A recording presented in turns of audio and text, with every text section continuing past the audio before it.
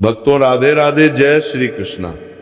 भक्तों आप सभी लोग जानते हैं कि 3 मार्च 2026 यानी मंगलवार को पड़ रही है फाल्गुन महीने की होलिका दहन और फाल्गुन पूर्णिमा व्रत और चंद्र ग्रहण जो बहुत ही खास है। और भक्तों ये वो तिथि है जो फाल्गुन मास में पड़ने वाली सबसे बड़ी तिथि है, क्योंकि ये मंगलवार के दिन पड़ रही है और इसका बहुत ही बड़ा और विशेष महत्व होता है। पूज्य पंडितों और गुरुओं ने कहा है कि अगर कभी भी मौका लग जाए और फाल्गुन महीने की चंद्र ग्रहण मंगलवार को पड़ जाए तो आप लोगों को 2 लौंग का उपाय तो अवश्य ही करना चाहिए। इन तीनों का संयोग बहुत ही कम आता है। इसी के साथ में पंडितों और गुरुओं ने अपनी शिव पुराण कथा में बताया है कि इस दिन आपको 2 लौंग का उपाय तो आपको अवश्य ही करना चाहिए, क्योंकि ऐसा दिन पूरे साल में सिर्फ एक ही बार आता है। और भक्तों आप सभी लोग जानते हो कि मंगलवार चंद्र ग्रहण और पूर्णिमा तिथि का अगर सबसे बड़ा कोई उपाय है तो वह 2 लौंग वाला उपाय है। तो भक्तों इस मंगलवार के दिन आप लोगों को इस 2 लौंग वाले उपाय को जरूर करना है। बहुत सारे लोग होंगे जिन लोगों ने इस उपाय को ना किया हो, मतलब पूरा साल निकल गया, उन्होंने किसी भी दिन इस लौंग वाले उपाय को ना किया हो। पर भक्तों आपके पास एक आखिरी मौका बचा हुआ है जो कि 3 मार्च के दिन है। तो इस दिन आप लोगों को इस वाले उपाय को जरूर कर लेना है। भले ही आपने पूरे महीने भर इस उपाय को ना किया हो, पर अगर आपने इस फाल्गुन महीने की पूर्णिमा तिथि के दिन अगर इस वाले उपाय को कर लिया तो आपको इस उपाय को करने का वो फल मिलेगा जिसकी आपने कभी कल्पना भी नहीं करी होगी। इसीलिए आप लोग इस वाले उपाय को एक बार जरूर कर लेना है, ताकि आप लोगों के हाथ से ये मौका ना जा सके और आपको इस उपाय को करने का फल मिल सके। भक्तों ये उपाय पंडित जी ने अपनी अभी की ही श्री शिव महापुराण की कथा में बताया है, जिस उपाय को आज हम आपको बहुत अच्छे से समझाने वाले हैं। इस वीडियो को देखने के बाद इस उपाय को समझने के लिए आपको कोई और वीडियो को देखने की जरूरत नहीं पड़ेगी। तो चलिए भक्तों उपाय को शुरू करते हैं। देखिए यह इस फाल्गुन महीने के मंगलवार पूर्णिमा तिथि का दिन ये इतना खास होता है, इतना महत्वपूर्ण होता है। देखा गया है कभी कभी बड़े बड़े पूजा पाठ अनुष्ठान से जो मनोकामना पूर्ण नहीं होते, फाल्गुन महीने के मंगलवार पूर्णिमा तिथि के दिन एक छोटे से उपाय करने से ही आपकी मनोकामना पूर्ण हो जाती है। और बहुत सारे लोगों ने इस उपाय को किया भी है और उनको इस उपाय को करने का फल भी जरूर मिला है। अगर आप लोग भी इस उपाय को करना चाहते हैं तो आप इस उपाय को पहले अच्छे से समझ लेना, सुन लेना, उसके बाद करना। आपको इस उपाय का फल जरूर मिलेगा। और इस उपाय को कर लेने से आपके घर में चाहे किसी भी प्रकार की दुख और समस्या क्यों ना चल रही हो, आपको उसका कारण भी नहीं पता है कि भाई ये समस्या किस कारण से चल रही है, उसका कुछ भी कारण हो सकता है। जैसे पितृदोष हो सकता है या किसी भी तरह का मंगल दोष भी हो सकता है। तो इस दिन आप लोगों को ये वाला उपाय कर लेना है। ये एक ऐसा उपाय है जिस उपाय को अगर किसी विशेष दिन पर किया जाए तो भाई उस विशेष दिन का जो है वह तो हमें मिलता ही मिलता है, पर हमने उस दिन पर इस उपाय को किया है तो हमें उससे भी बड़ा फल मिलता है। और फल बहुत जल्दी मिलता है क्योंकि आप इस उपाय को बहुत ही बड़े और विशेष दिन पर कर रहे हो। तो चलिए अब उपाय के बारे में बात करते हैं, लेकिन उससे पहले आप लोगों को ये जानना आवश्यक है कि आखिर ये उपाय किस समय करना है, किसको करना है और कैसे करना है। तो चलिए हम आगे आपको वीडियो में एक एक करके बता देते हैं। लेकिन उससे पहले अगर आप लोग हमारे चैनल पर पहली बार आए हैं या फिर मेरी आवाज़ आज पहली बार सुन रहे हैं तो हमारे चैनल को सब्सक्राइब जरूर कर लेना और इस वीडियो को लाइक करके कमेंट बॉक्स में श्री शिवाय नमस्तुभ्यम ओम नमः शिवाय जरूर टाइप कर देना। तो भक्तों इस 2 लौंग वाले उपाय को हमें इस मंगलवार होलिका दहन के दिन कैसे करना है, किसको करना है, किस समय करना है और कहां पर करना है, ये सारे सवालों के जवाब आपको इस वीडियो में मिल जाएंगे। और जो ये वीडियो देखेगा भाई उसको 2 लौंग वाला उपाय जरूर करना चाहिए, क्योंकि इस दिन लौंग का भी बहुत ही बड़ा और विशेष महत्व होता है। और जब बात आ जाए 2 लौंग की तो ये सोने सुहागा वाली बात हो जाती है, और ये एक बहुत ही बड़ा उपाय हो जाता है इस मंगलवार होलिका दहन का। तो अब भक्तों, इस 2 लौंग वाले उपाय को आखिर करना किसको है, सबसे पहले हम लोग वो बात जान लेते हैं। तो देखो, घर की जो बड़ी माताएं बहनें होती हैं, उन माताओं बहनों में से कोई भी एक बड़ी माता बहन इस वाले उपाय को कर सकती है। और भक्तों, अगर आप चाहे तो अपने घर में से सभी सदस्यों को भी इस उपाय को करवा सकती है। अगर किसी व्यक्ति की खुद की कोई मनोकामना है, खुद को की कोई दुख और परेशानी है जो कि वह अपने लिए ही करना चाहता है, इस वाले उपाय को तो वह खुद अपने लिए भी कर सकता है। बाकी अगर कोई घर में से ऐसा है जो कि अपने पूरे घर परिवार की सुख और शांति के लिए यह वाला उपाय करना चाहता है, तो भाई वह भी करना सकता है, उसमें भी कोई दिक्कत वाली बात नहीं है। कहने का मतलब यह है कि इस उपाय को हर एक सदस्य भी कर सकता है, और पूरे घर परिवार के सदस्य के लिए घर की बड़ी माताओं बहनों में से कोई एक माता बहन भी कर सकती है। माताएं बहनें अगर घर में उपस्थित ना हो या वह ये वाला उपाय ना कर पा रही हो, तो फिर घर का कोई बड़ा सदस्य भी इस 2 लौंग वाले उपाय को कर सकता है, चाहे फिर वह पुरुष ही क्यों ना हो, उसमें कोई भी दिक्कत वाली बात नहीं है। अब भक्तों, इस लौंग वाले उपाय को हमें करना कहां पर है? देखो, हमें शिवलिंग के पास में जाकर करना है। बहुत सारे लोग प्रश्न करते हैं हर एक उपाय को करते समय, क्या हम इस उपाय को घर पर या मंदिर में कर सकते हैं? देखो, तो इस वाले उपाय को आप मंदिर में करोगे तो अच्छा रहेगा, घर पर नहीं करना इस वाले उपाय को। उसके बाद में भक्तों, जो अगला प्रश्न निकल कर आता है वो ये आता है इस उपाय को लेकर कि आखिर इस उपाय को हमें किस समय करना है, सुबह के समय करना है कि शाम के समय करना है? तो देखो, इस वाले उपाय को आप लोग सुबह के समय भी कर सकते हो और शाम के समय प्रदोष काल में भी कर सकते हो। अब अगर आप पूछो कि भाई साहब सबसे उत्तम समय कौन सा रहेगा इस 2 लौंग वाले उपाय को करने का, तो हम आपसे बस यही कहेंगे कि इस उपाय को आप शाम के समय करेंगे तो ज्यादा बेहतर होगा। बाकी अगर सुबह के समय भी करेंगे तो भी अच्छा होगा, उसमें कोई भी दिक्कत वाली बात नहीं है।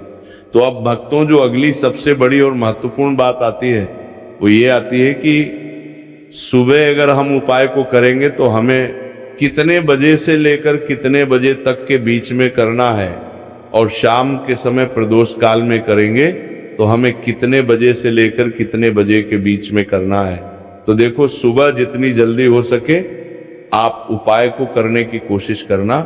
बाकी अगर किसी कारणवश लेट भी हो जाओ, थोड़ी देर भी हो जाए, तो 10 या 11 बजे तक भी आप उपाय कर लेना, पर 12 बजे से ज्यादा देरी ना हो, ठीक है? इस बात का ध्यान रखना। उसके बाद में भक्तों, अगर शाम के समय प्रदोष काल की बात करें, प्रदोष काल का जो समय है होता है वह शाम के 6 बजे से शुरू हो जाता है।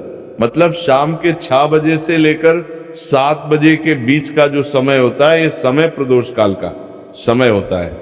पर अभी जो मौसम चल रहा है, इस मौसम में जो है शाम बहुत देरी से होती है, तो आप इस उपाय को 7 या 8 बजे के बीच में भी कर सकते हो।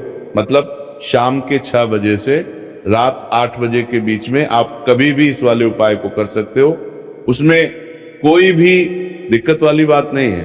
परंतु मंगलवार होलिका दहन के दिन कोशिश करना कि समय के अंतर्गत ही कर लो। किसी कारणवश ना कर पाओ तो थोड़ा देरी से भी कर सकते हो, आपको उपाय का फल जरूर मिलेगा। देखिए, इस वीडियो में जितने भी उपाय हम आपको बताएंगे सभी उपाय सरल है। देखो, गुरुजी ने कहा है कि मंगलवार होलिका दहन के दिन आपको चौमुख दीपक वाला उपाय तो अवश्य ही करना चाहिए। वीडियो के अंतिम में आपको उपाय बताया जो आपको करना है। देखो, आगे बढ़ने से पहले वीडियो को एक लाइक जरूर करें। देखो, सबसे पहला उपाय, यदि आपके जीवन में कर्जा बहुत अधिक है, आपके जीवन में संकट बहुत अधिक रहते हैं, आपके ऊपर बहुत अधिक विपदा आ रही है, बार बार आपको अपने व्यापार में और अपने धन में हानि देखने को मिल रही है, यानी कि आपको प्रत्येक कार्य में हानि हो रही है, तो आपको ये उपाय करना चाहिए। देखिए, इस उपाय के लिए आपको मात्र एक लौंग का जो उठा लेना है, यानी कि 2 फूल वाली लौंग लेनी है। साथ में आपको मात्र थोड़ा सा शहद ले लेना होगा और इसी के साथ में आपको तांबे के पात्र के अंदर शुद्ध जल लेना होगा। अब देखिए, इन सभी सामग्रियों को लेकर के आपको भगवान शिव के मंदिर में पहुंच जाना है।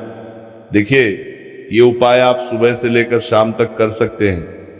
तो सबसे पहले तो आपके पास जो 2 फूल वाली लौंग है, उन्हें आपको शहद के अंदर अच्छे से डूबना है, यानी कि दोनों लौंग पर आपको अच्छे से शहद का लेपन कर देना है।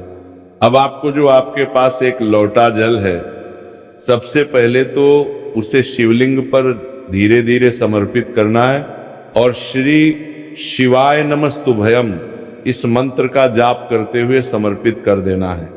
अब आपके पास जो 2 फूल वाली लौंग है, शहद से उसे आपको शिवलिंग पर अर्पित करना है और आपको प्रार्थना करनी है कि जीवन में जो रोग की स्थिति है वह समाप्त हो, जीवन के जो संकट और समस्याएं हैं वह सभी समाप्त हो, जीवन से जो कर्ज की समस्या है वह समाप्त हो। इस प्रकार से प्रार्थना करते हुए ये जो 2 फूल वाली लौंग ही शहद संयुक्त, इससे आपको शिवलिंग पर अर्पित कर देनी है। आपकी जो भी समस्या होगी इस मंगलवार होलिका दहन के दिन अवश्य ही समाप्त हो जाएगी। तो इस प्रकार से आपको पहला उपाय करना है।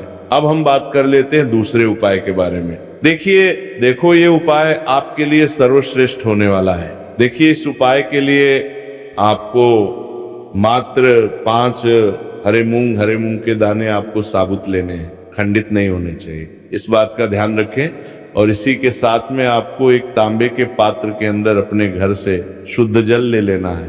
अब भक्तों, इन सभी सामग्रियों को लेकर के कि आपको सीधे पहुंच जाना है भगवान शिव के मंदिर में। देखिए, इस उपाय को भी आप सुबह भी कर सकते हैं और शाम के समय में भी कर सकते हैं। देखिए, भगवान शिव के मंदिर में पहुंचने के बाद आपके पास जो 5 हरे मूंग है, उनमें से पहला जो हरा मूंग है, आपको शिवलिंग के सामने जो नंदी महाराज होते हैं और उनका जो पैर उठा हुआ होता है, वहां पर आपको पहला हरा मूंग समर्पित कर देना है और आपको ओम नमः शिवाय इस मंत्र का जाप कर लेना है। फिर आपको दूसरा हरा मूंग लेना है और शिवलिंग पर जो श्री गणेश जी वाला स्थान होता है, वहां पर आपको ये दूसरा हरा मूंग समर्पित कर देना है, यानी कि शिवलिंग के सीधे तरफ आपको ये दूसरा हरा मूंग समर्पित करना है। और फिर आपको ओम नमः शिवाय या फिर ओम लक्ष्मी नारायण नमः इस मंत्र का जाप कर लेना है। तीसरा हरा मूंग का दान आपको भगवान शिव की सबसे प्रिय पुत्री माता अशोक सुंदरी वाले स्थान पर समर्पित करना होगा। शिवलिंग की जो जलाधारी होती है, जहां से जल बह के आता है, उसी जलाधारी के बीच में जो कहीं ना कहीं उठी वही लाइन होती है सांप की आकृति के रूप में, वहीं पर आपको तीसरा हरा मूंग समर्पित करना है और फिर आपको ओम नमः शिवाय इस मंत्र का जाप कर लेना है। अब भक्तों, चौथा जो हरा मूंग है उसे आपको भगवान कार्तिकेय जी का जो स्थान होता है शिवलिंग पर, वहां पर आपको ये चौथा हरा मूंग का दाना समर्पित कर देना है और आपको ओम नमः शिवाय इस मंत्र का जाप कर लेना है। अब भक्तों, आपके पास जो 5वां और अंतिम हरा मूंग बचा हुआ है, उसे आपको उसे जल के पात्र के अंदर डाल देना है और इस हरे मूंग से युक्त जल से आपको भगवान शिव के शिवलिंग का अभिषेक कर देना है। जल आपको बिल्कुल धीरे धीरे समर्पित करते जाना है और लगातार आपको शिव महापुराण के मूल मंत्र श्री शिवाय नमस्तुभयम इस मंत्र का जाप करते रहना है। फिर आपको शिवलिंग के सामने बैठकर, यदि आप अपने बच्चों के लिए उपाय कर रहे हैं, यदि आप अपने बच्चों की बुद्धि, ज्ञान और विवेक के लिए उपाय कर रहे हैं, तो उसके लिए आपको प्रार्थना कर लेनी है। या फिर व्यापार में वृद्धि करने के लिए उपाय कर रहे हैं तो उसकी कामना करते हुए आपको प्रार्थना कर लेनी है। या फिर अपनी नौकरी के लिए कर रहे हैं, या फिर अपने इंटरव्यू के लिए, या फिर धन की प्राप्ति के लिए कर रहे हैं, जिस भी कामना के लिए आप उपाय कर रहे हैं उसे परिपूर्ण करने के लिए आपको महादेव से प्रार्थना कर लेनी है और फिर आपको वापस अपने घर आ जाना है। पूज्य गुरुजी ने कहा है कि जो भी व्यक्ति इस उपाय को कर लेता है तो यकीन मानिए आपके जीवन की जो सारे संकट, कष्ट और बाधाएं हैं वो सभी समाप्त होंगे। अब हम बात करते हैं अगले उपाय की। इस उपाय के लिए आपको एक दीपक लेना है। दीपक आप मिट्टी का भी ले सकते हैं और शुद्ध आटा मढ़कर उसका दीपक भी आप तैयार कर सकते हैं। दीपक के अंदर गोल बाती का प्रयोग करना है और दीपक के अंदर आपको शुद्ध घी का प्रयोग करना है। इसी के साथ में आपको मात्र एक फूल वाली लौंग लेनी होगी। अब एक दीपक और एक फूल वाली लौंग लेकर के सीधा आपको पहुंचना होगा बरगद के वृक्ष के वहां पर। देखिए, सबसे पहले तो आपके पास जो एक फूल वाली लौंग है उससे आपको बरगद के वृक्ष की जड़ में समर्पित करना है। देखिए, अगर आपके जीवन में कोई भी बड़ा संकट आने वाला है, कोई भी बड़ा कष्ट आने वाला है, तो वह इस उपाय के माध्यम से दूर होने वाला है। महादेव की विशेष कृपा रहें कि जो भी संकट आपके जीवन में आने वाला होगा वह भी दूर हो जाएगा। तो आपको एक लौंग समर्पित करनी है बरगद के वृक्ष की जड़ में और वहीं पर आपको जो है गोल बाती व दीपक जो आप लेकर के गए हैं उससे भी वहां पर प्रज्वलित कर देना है। देखिए, जब भी आपको जीवन में साल लगने लगे कि आपके जीवन में कुछ भी अच्छा नहीं चल रहा, तब भी आपको कोई उपाय करना है। तो इस प्रकार से आपको ये उपाय करना है। अब हम जान लेते हैं चौथे विशेष उपाय के बारे में। देखिए, यदि आपके विवाह में, शादी में कोई भी समस्या आ रही है, यदि आपका जो कर्ज है वह दिन पर दिन बढ़ते ही जा रहा है, तो आपको ये चमत्कारी उपाय करना चाहिए। कोई भी समस्या अगर जीवन में है तो उसे दूर करने के लिए आपको ये उपाय करना चाहिए। मंगल दोष से जुड़ी हुई समस्या भी है तब भी आपको ये उपाय करना चाहिए। देखिए, इस उपाय के लिए आपको एक तांबे के पात्र के अंदर अपने घर से शुद्ध जल लेना है और इसी के साथ में आपको एक चुटकी लाल चंदन लेना होगा। अब आपको क्या करना है कि जो लाल चंदन आपने लिया है उसे आपको उससे जल के पात्र के अंदर डाल देना है और ये जल जो है आपको लाल चंदन से युक्त तैयार कर लेना है और ये लाल चंदन से युक्त जल आपको भगवान शिव के मंदिर में लेकर के पहुंचना है। लेकिन ये उपाय भी आप सुबह से लेकर के शाम तक कर सकते हैं। अब भक्तों, ये जो लाल चंदन से युक्त जल है इससे आपको भगवान शिव के शिवलिंग पर धीरे धीरे अर्पित कर देना है और आपको लगातार श्री शिवाय नमस्तुभयम इस मंत्र का जाप करते रहना है। देखिए, यदि आपके जीवन में विवाह से जुड़ी समस्या चल रही है तो आपको मंगलेश्वर महादेव का स्मरण करना है और जीवन में अधिक कर्ज की समस्या है तो आपको मुक्तेश्वर महादेव का स्मरण करना है। देखना, एक दिन आपकी सब तरह की समस्या जल्दी ही समाप्त हो जाएगी। हर हर महादेव।